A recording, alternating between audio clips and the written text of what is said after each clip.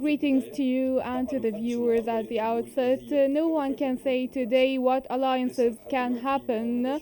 We're still waiting for the 23rd, and the German voter will say their word. There will be more influence on the public opinion, whether by our candidate or the Christian Union candidate. We cannot say 100% who's going to rule, but if the Democratic Party was able to achieve more than 20%, we can say that we would have the harmonization such as in the miracle reign, and I wouldn't think that the other party would achieve 20% to rule in cooperation with the Christian Union.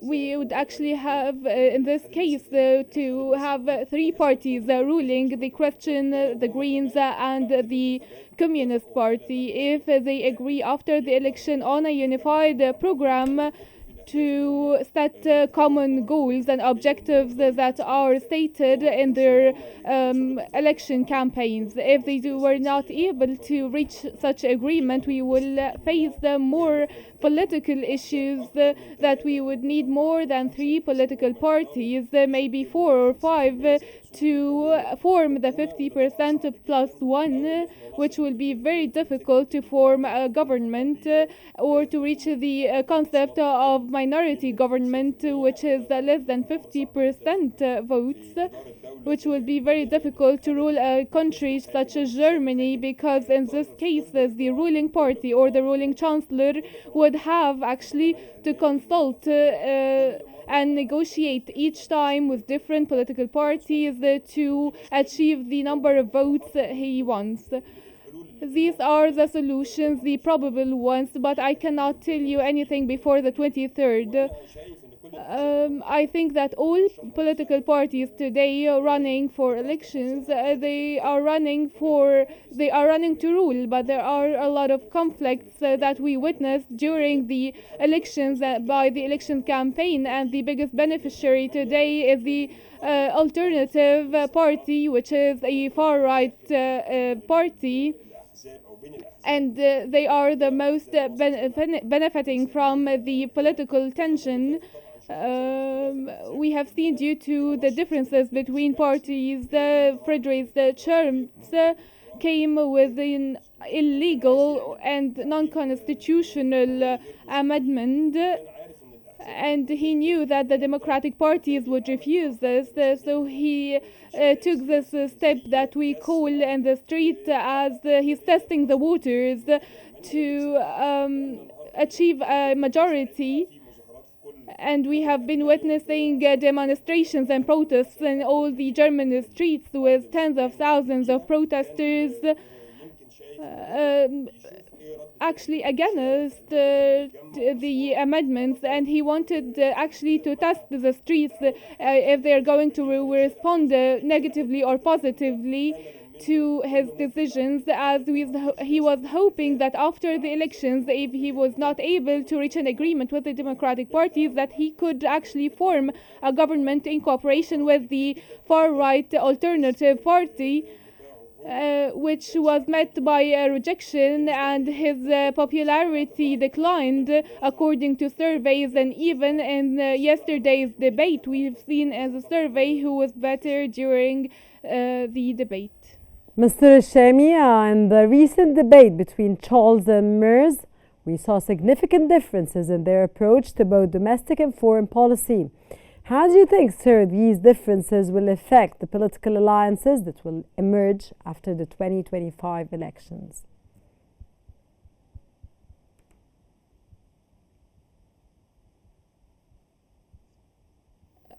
Thank you. Greetings to you, everyone. Sorry, I am not a member in the parliament.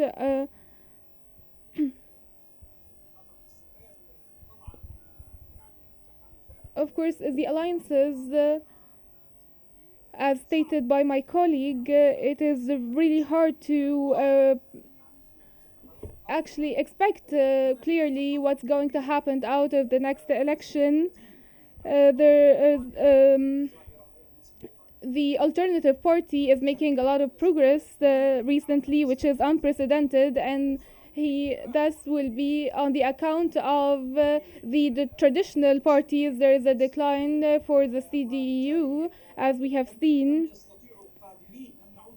and they are not able now to achieve a majority to form a comfortable government or uh, alliances with small parties to rule, maybe with, in an absolute manner, as we have seen before, when there are two parties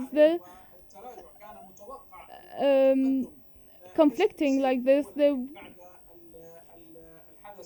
And after the incident in the parliament a few days ago and the alliance between the alternative party, it lost a lot of supporters, and now there is a decline in the support to the Merz character inside the political party. There is a lot of decline in popularity and support inside the German community to the CDU.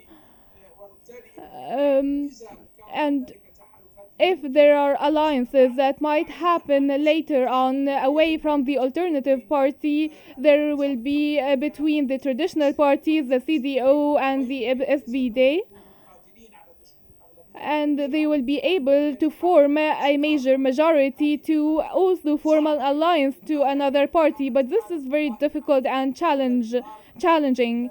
There is now a conflict between the SDP and the CDU, and so it's difficult to see a future alliance between the two parties. The Greens remain, who are not also in consensus with the other two parties, so it's really difficult to form an alliance between any of the three parties, especially the alternative party. I don't know, maybe after the last attempt by Merz, there might be an alliance later on between the central right and the far right. It's a probability, but the map of alliances is undoubtedly difficult now in Germany. Mr. Khidr, in the debate between Charles and Merz, we saw different strategies, sir, from both candidates. How do you think Charles will present himself as a leader in the coming elections compared to Merz, especially considering their past positions and party ideologies, sir?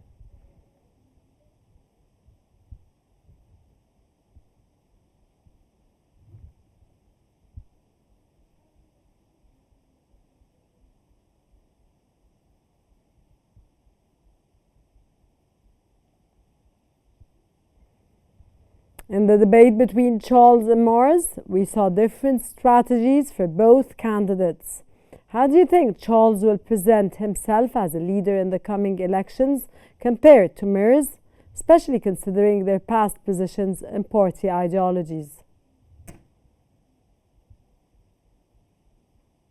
Mr. Khidr?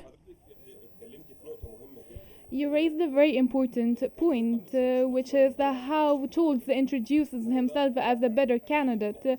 It's true in terms of expertise and experiences. If we are comparing Merz to Scholz, we will find that the Merz candidate has no leadership expertise outside of business and corporate.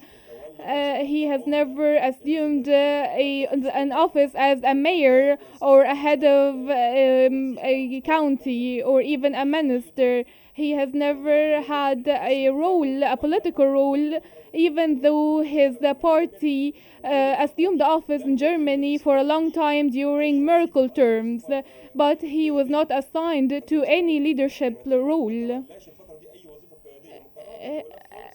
In comparison to Olaf Scholz, he was a minister on the state level, he was a minister on Germany level, he was the mayor of Hamburg twice, and now Chancellor of Germany. And Olaf Scholz also was known as the manager of crises. We've seen his response with the corona pandemic and his responsible handling of the Russian-Ukrainian war. All the time he has been trying to support Ukraine and working with Ukraine to protect the European borders against the continuous Russian aggression without involving Germany. To say that Germany supported war or aggression on Russia in Russia, or even by supporting them with weapons or on a political level. He has always been trying and succeeding in leading Germany as a strong nation and to support Ukraine in a negotiation position. We have seen in the economy file after the implication of the corona pandemic, when corporate and German countries faced a lot of issues, he created programs to fight the crises and the implications of human capital resources. He created the law of attracting human capital and human resources to outsource workers and labor. He changed even the laws of nationalities and residency and accommodation inside Germany. We have seen him also when there was a state of inflation. He took tax measures and procedures supporting social guarantee and social insurances and pensions. We have seen Olaf Scholz handling matters with responsibility, with programs and plans, and we have seen Merz actually handling everything randomly and wants to rule Germany by any means possible. And during the Merkel reign, he was away from any leadership position because it's known that Merz is someone who takes random decisions or emotional decisions without any study or map or programs. As far as I remember, here in Germany, even during the Merkel reign, she ruled him out of the leadership parameter or the decision-making environment in Germany. And during the election campaign, he changed his statements more than once and denied stating some things. Even during the debate, the presenter asked him about the Russian-Ukrainian war and his threat to Putin and handing Ukraine weapons to actually bomb Russian facilities. He denied this, and she confronted him with his videos saying so. He was taking a zigzag manner of talking as not a irresponsible person. He's very dangerous to rule Germany, whether individually or even with the far right that he is trying to attract. He is trying to be alternative to the current alternative. And Mr. Heshami, as we approach the 2025 elections, do you think the coalition dynamics will change if one of the major parties, like the Social Democratic Party or Christian Democratic Union, fails to secure a clear majority? What are the possible outcomes of the future or for the future of German politics in such a scenario?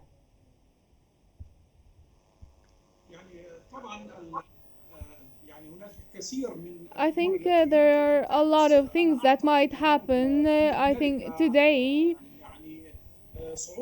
there is a rise of far-right supporters. If they gain a lot of votes, they will rule the situation and they will be in charge of forming alliances. And amid this conflict and tensions between the two major parties in Germany, and in the light of the non-consensus on the candidates, I would disagree with my colleague, Mr. Hussein, Regarding Merz, he's very accurate. He does not have the experience and he's not popular in Germany, and there is no consensus that he might actually be able to lead this phase. But there is also disagreements regarding Scholz, and some people regard him and perceive him as a failure managing the Russian-Ukrainian war, as he did not pay off any positive outcomes with diplomacy and politics, and he could avoided a lot of economic issues. There are disagreements. Personally, I think that he was a very good politician and he handled the situation very well, but there is disagreements in the German inside, and the very tough period Germany went through during Scholz's reign. We have known this, that the voters will not choose him again after the tensions and conflicts that happened during his time, which is what the alternative party is using now to create a propaganda to win the elections. Now the far right is taking control over Europe, not just Germany. They are receiving support from all over Europe, and the German votes now might go to the alternative party to solve the issues created between Germany and the United States, which are worsening today in the term of Scholz. And after Trump assumed office, I think that the majority will be for the alternative party, and they will be able to manage the upcoming period if they were able to create and form alliances and build alliances with the small other parties. They would be able to confront the major parties, and they will be able to create a far right government. I think both major parties have low chances of winning so far. We have seen a bad experience for the Greens.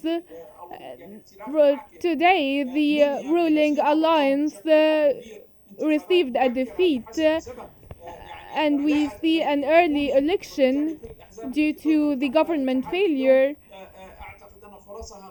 And I think they have lower chances of assuming office. Today, the bigger chances is for the alternative party, and there will be an alliance between the central right and the far right.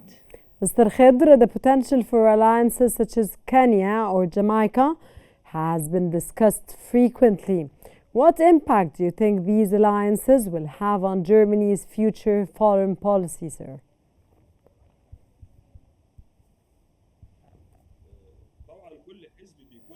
Of course, each political party have their own policies which are different from other parties. We have seen alternative parties such as the Alternative Party with very different policies towards the Russian Ukrainian issue.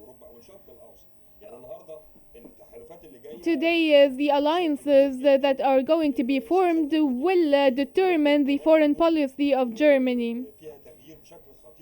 And they might see a change that might involve Germany in the deterioration of very important relations that Germany built for tens of years, and might also take Germany to conflicts that we have been avoiding since World War II. If we see today that there is a moderate government from the SPD or the Greens, we will see that all of these parties will continue in the diplomatic German moderate policy that we are used to. But if we have to form alliances with the Alternative Party or other far right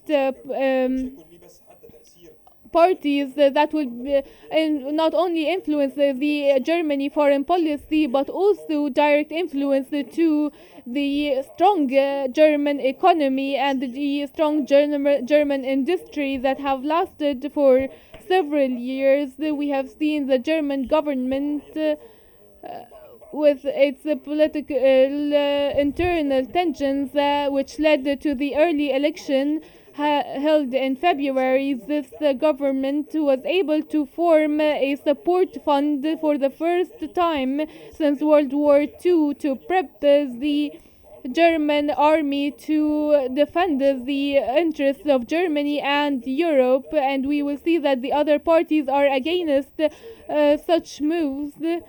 Today, no one actually can see the future of Germany foreign relations, but you can only expect if we have two parties always defending Putin and his policies, you can actually expect how they would be if they actually take office in their relations with the United States.